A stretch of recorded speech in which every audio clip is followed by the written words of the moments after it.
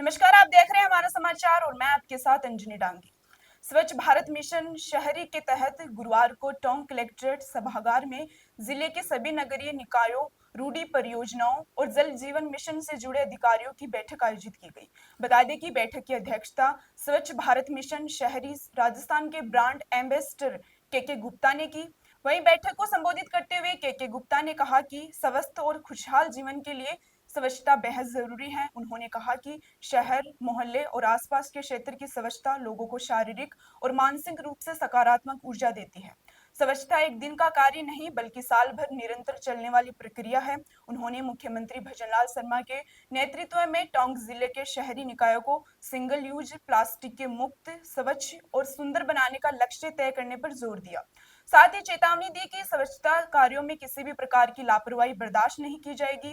बेहतर कार्य करने वाले कार्मिकों को सम्मानित किया जाएगा, जबकि लापरवाह कर्मचारियों के खिलाफ सख्त कार्रवाई की जाएगी। उन्होंने 100% डोर टू डोर कचरा संग्रहण, गीले और सूखे कचरे का पृथक्करण, वर्ष भर नियमित कचरा उठाव, जीपीएस के माध्यम से सफाई व्यवस्था की निगरानी और सिंगल यूज प्लास्टिक पर पाबंदी जैसे महत्वपूर्ण बिंदुओं पर जोर दिया। इसके अलावा उन्होंने सार्वजनिक शौचालय की दिन में 3 बार सफाई, जियो टैग्ड फोटो से मॉनिटरिंग, खाली भूखंडों की सफाई नहीं होने पर पेनल्टी, व्यावसायिक क्षेत्रों में रात्रिकालीन सफाई सहित नालियों की नियमित सफाई और बेसहारा गायों को गौशालाओं में पहुंचाने के निर्देश भी दिए।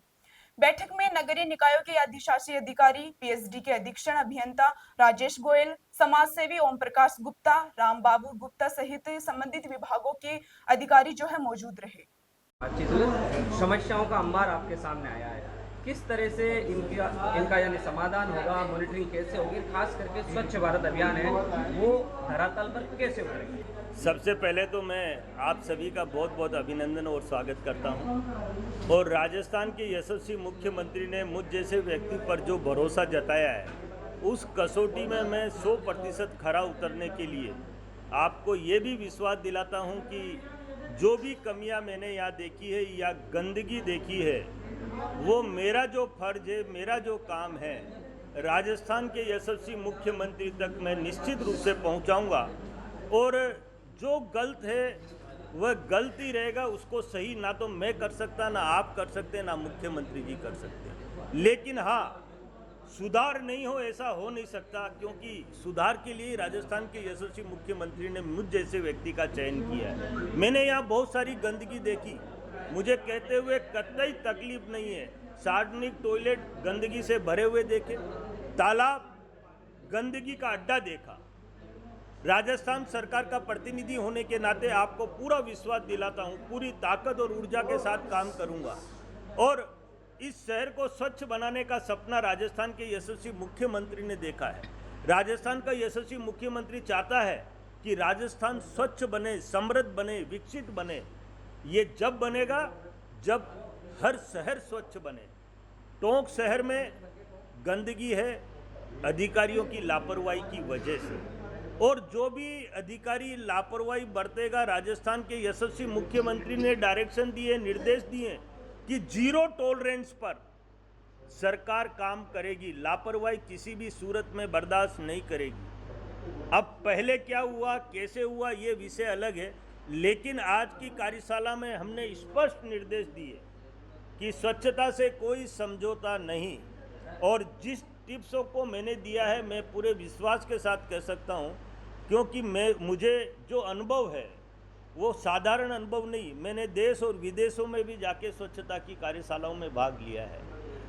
हमने कहा है कि किस तरह से शहरों को स्वच्छ बनाया जाए और क्या प्रयास आप लोगों को करने हैं, उसमें जो टिप्स दिए हैं मैं आप लोगों के माध्यम से जनता तक पहुंचाना चाहूँगा। पहला टिप्स, डोर टू डोर कचरा संग्रहण 100% होना चाहिए, गीला और सूखा अलग अलग होना चाहिए, टाइम बाउंडेड होना चाहिए, 365 दिन होना चाहिए, होली दिवाली भी कचरा उठना चाहिए। दूसरा टिप्स, रात्रि को स्वीपिंग, कॉमर्शियल एरिया के अंदर रात्रि को 100% कॉमर्शियल एरिया के अंदर सफाई होनी चाहिए। तीसरा टिप्स, हमारे सार्वजनिक टॉयलेट और मूत्रालय और शौचालय दिन में 3 बार साफ होने चाहिए। खाली पड़े प्लॉट बिल्कुल साफ होने चाहिए। प्लास्टिक आंखों की निगाहों से दिखना नहीं चाहिए। लाइटें खंभों पर जलनी चाहिए।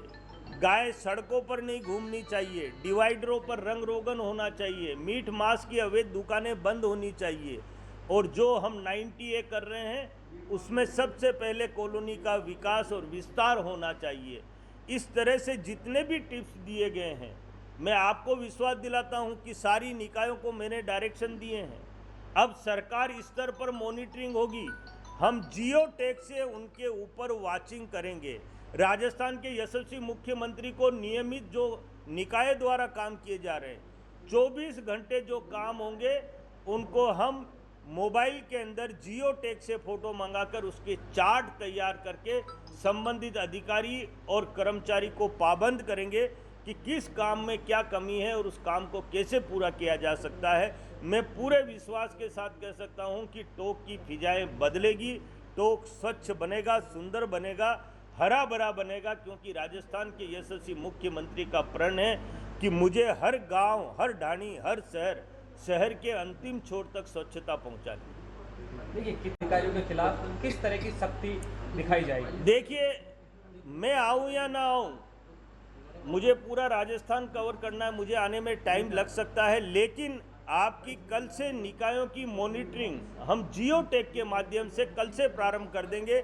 और आज हमने डायरेक्शन दे दिए हैं और उन ग्रुपों के अंदर शासन सचिव, डायरेक्टर महोदय स्वयं निकायों से जुड़ेंगे, निकायों में चल रहे कामों को देखेंगे और जो अखबारों में शिकायतें आएंगी वो शिकायतों पर भी सरकार अमल करेगी, कार्रवाई करेगी। ये मैं बात आपको विश्वास से कह सकता हूँ। यहाँ सफाई कर्मचारी कहीं लंबे समय से ऑफिसों में लगे हुए हैं, तो कैसे व्यवस्था सुचारू होगी? देखिए, ये विषय अधिकारियों का है, आपने बताया, अच्छी बात है, लेकिन अब अधिकारियों को ये जिम्मेदारी दी जाएगी और दी गई है कि अपने शहरों को स्वच्छ बनाएं। कोई किसी भी कर्मचारी को इधर उधर कहीं भी दूसरी जगह ड्यूटी दे रहा है तो सफाई के कर्मचारी को सफाई का काम कराया जाए। ये स्टैंडिंग आदेश राजस्थान सरकार के हैं। क्या मूल जो सफाई कर्मचारी है दूसरे विभागों में काम करें, क्या उनको आज के मतलब आपके आदेशों के बाद या तुरंत सफाई के काम में लगा दिया जाएगा? बिल्कुल, उनको तो पहले से ही लगा देना चाहिए था। अब इनकी क्या मजबूरी रही है या क्या कारण रहा ये मुझे मालूम नहीं, क्योंकि आज की बैठक के अंदर स्थानीय कमिश्नर महोदय थे नहीं, वो छुट्टी पर थे, इसलिए मुझे ये नहीं मालूम है कि क्यों लगाए गए, कैसे लगाए गए, लेकिन ये डायरेक्शन हम उन तक पहुंचा देंगे।